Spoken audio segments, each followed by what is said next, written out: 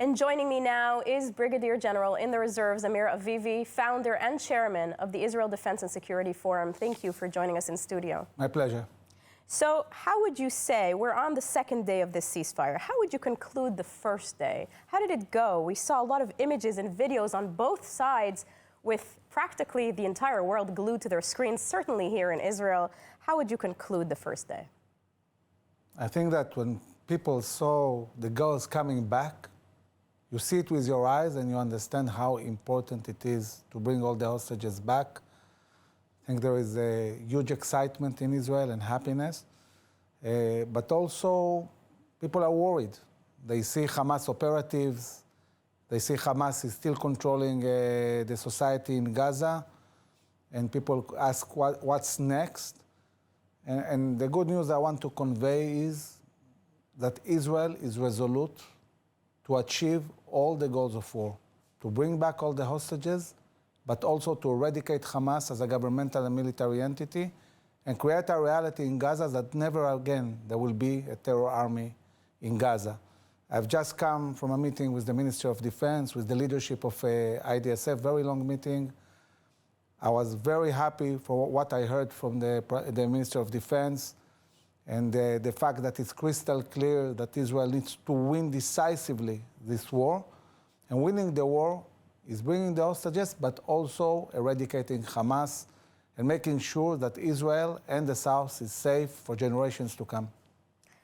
Well, it's clear that Hamas wanted to project an image of victory. We see them, they lined up their men with machine guns and cars and pickup trucks, and on the streets there was a whole production orchestrated for this purpose.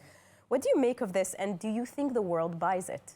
So, you know, all these operatives you saw, these are the cowards that ran away from the IDF and hid in the humanitarian zone behind their own citizens and our hostages.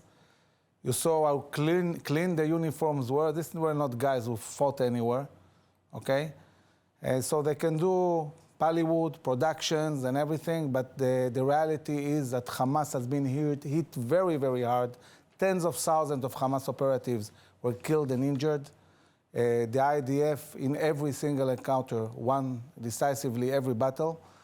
And now we are using the time of this ceasefire to move troops to the area of Judea and Samaria to deal with the rise of terror in this region. So the IDF is not stopping for a moment. It's operating in Lebanon, in Syria, focusing now more on Judea and Samaria, but also preparing the next stage in Gaza. And the next stage is going to be completely different. Different tactics, different strategy, in order to really be able to achieve the goals of war. Never a day of rest in securing the state of Israel. Definitely. The girls last night arrived home to their families. They were safe and alive and fairly in good physical condition. We don't know what they went through, but just from the looks of it, they looked okay physically. Unfortunately, that may not be the case for every hostage that returns home in this deal. Are we expecting some very turbulent weeks ahead? Definitely, and unfortunately, Hamas is going to try and do everything it can to do a psychological warfare on the Israeli society. And we need to know that, and we need to be prepared. There will be difficult moments.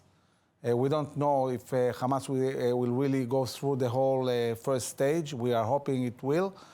But I think that, you know, today a new administration is starting in the US. President Trump is starting his first day in the White House.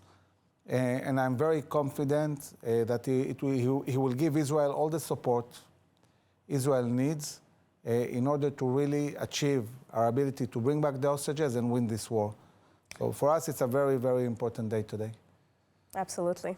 Now, in addition to joy, there's also a bittersweet feeling that many Israelis feel that in regards to the price, in the weeks to come, hundreds of terrorists with blood on their hands who committed heinous crimes, murderous crimes against Israelis, they will be released as well.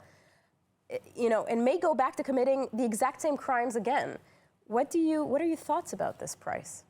So obviously the Israeli citizens, and I think also throughout the Jewish world, you know, people look at the Gilad Shalit event, you know, when we released more than 1,000 terrorists, and then we pursued a strategy of containment, and these terrorists took control and grew terror to huge forces that we encountered on the 7th of October. I think that what is different now, yes, these released terrorists are a danger, but when Israel says we are going back to war, and we are going to eradicate these terror organizations in Gaza and Judea and Samaria, this is the answer and the way to mitigate dramatically this danger.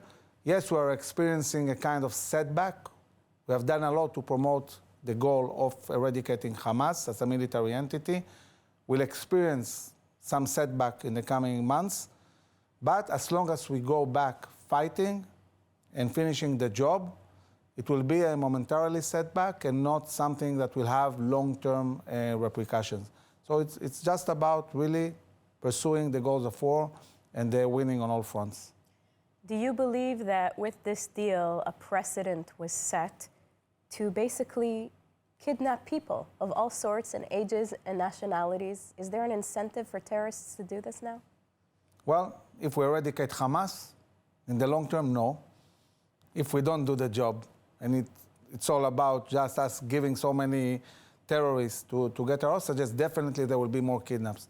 But if we understand that after Hamas butchered 1,200 people, raped women, burned people alive, decapitated heads, took hostages, if we make sure that this organization is eradicated, this will be a message to all our enemies. This is coming to you as well. If you will attack Israel, we're going after you, we're going after your leadership, after your capabilities. We did it with Hezbollah. We toppled all their leaderships. Any leader of a terror organization and all the other leaders, if they attack Israel, they need to know they won't survive. We'll deal with them, just as we did with Hezbollah and as we are doing with Hamas. But we need to make it happen. We are on our way. This is a long campaign. Looking at this deal, you cannot look at it detached from the overall war. So it's one stage in a long war, which we need to win. Amir Avivi, thank you very much. Pleasure.